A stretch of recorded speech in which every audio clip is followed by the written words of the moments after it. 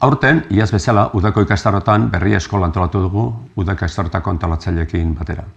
Guk kazetariak gara, guk komunikadeak gara, beraz, guk berria eskola antolatzen du beti kazetaritzaren inguruan. Eta aurten oso programa politia daukagu.